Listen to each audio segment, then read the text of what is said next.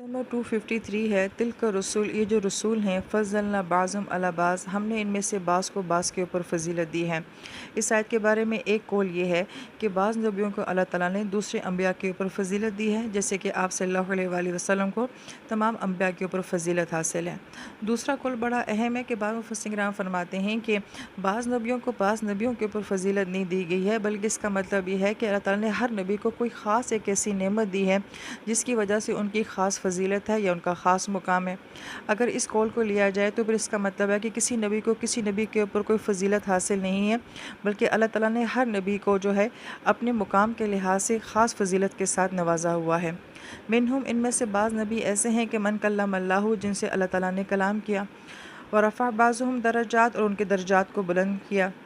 व आतैना ईसा इब्न मरियम अल बैयिनात, और ईसा बिन मरियम को हमने खुली निशानियाँ खुले दलाइल दिए। व अय्यदनाहु बिरूहिल कुदस, और हमने उनकी मदद की रूह कुदस यानी कि जिब्राइल अमीन के साथ। मुफस्सिरीन आप फरमाते हैं कि अम्बिया के ऊपर जब भी कोई मुश्किल आती है तो जिब्राइल अमीन ही उनकी नुसरत के लिए आते हैं, और ईसा अलैहिस्सलाम की ज़िंदगी के हर मुश्किल दौर में जिब्राइल अमीन ख़ास नुसरत लेके उनके पास आया करते थे। फिर अम्बिया के दरमियान में फ़जीलत को, उनके दर्जात को बयान करने के बाद अल्लाह ताला अगली बात ये फरमाते हैं कि वलो शाह अल्लाहु, अगर अल्लाह ताला चाहते, मक़ततलल्लज़ीना, तो ना कत्ल करते वो लोग, मिन बादिहिम, इसके बाद के, मिन बादि मा जाअतहुमुल बय्यिनात, के जब उनके पास खुले दलाइल आ चुके थे। वलकिन इख्तलफू, लेकिन उन लोगों ने इख्तलाफ किया। फ़मिनहुम, तो उनमें से बाज़ तो ऐसे हो गए मन आमना, जो ईमान ले आए, व मिनहुम, और उनमें से बाज़ ऐसे हो गए मन कफ़र, जिन्होंने कुफ़र किया। अब इस आयत मुबारका का बड़ा अहम मौजू है, और वो ये है कि बामी इख्तलाफात का होना, कि ये इख्तलाफात क्यों होते हैं और इसके पीछे क्या हिकमत है। और हमारे जहन में भी ये सवालात बहुत आते हैं कि ये मज़हबों का इख्तलाफ क्यों होता है, मसलकों का इख्तलाफ क्यों होता है, और इंसानों में इतना इख्तलाफ क्यों होता है। जबकि ये आयत मुबारका हमारे हज़ारों सवालों का जवाब ये दे रही है कि इख्तलाफ होना, इसका कुरान इनकार नहीं करता कि दुनिया में इख्तलाफ नहीं होगा। हम अल्लाह ताला के निज़ाम फ़ितरत को ही देख लें तो दिन और रात में इख्तलाफ है, सुबह शाम में इख्तलाफ है, आसमान और ज़मीन में इख्तलाफ है, ज़िंदगी और मौत में इख्तलाफ है। तो गोया कि फ़ितरत जो है वो इसी इख्तलाफ से चल रही है। हमारी ज़िंदगी जो है वो इसी इख्तलाफ के ऊपर मुनहसर है। अगर सिर्फ़ दिन ही दिन हो या रात ही रात हो तो फिर क्या होता, ज़मीन होती आसमान ना होते तो फिर क्या होता।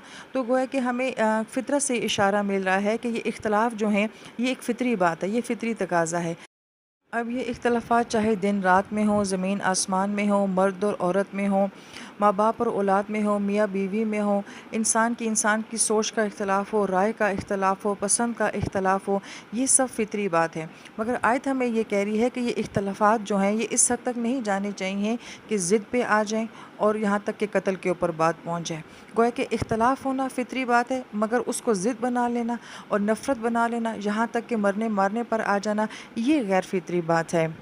तो इससे साबित हुआ कि सोच के इख्तलाफात के बावजूद, राय के इख्तलाफात के और पसंद के इख्तलाफात के बावजूद भी इंसान इंसान के साथ रह सकता है और ज़िंदगी का निज़ाम चल सकता है। अगर अल्लाह ताला की फ़ितरत का निज़ाम ऐसे ही चल रहा है तो फिर इंसानों का निज़ाम भी जो है वो ऐसे चल सकता है। वलाउ शाह अल्लाहु मक़ततलू, अगर अल्लाह ताला चाहते वो आपस में ना लड़ते। वलाकिन अल्लाह यफ़अलु, लेकिन अल्लाह ताला करते हैं मा युरीद, जो वो चाहते हैं। तो गोया कि अगर दुनिया में इख्तलाफ है तो इसका मतलब है कि इसके पीछे कोई हिकमत है, अल्लाह ताला का एक निज़ाम है।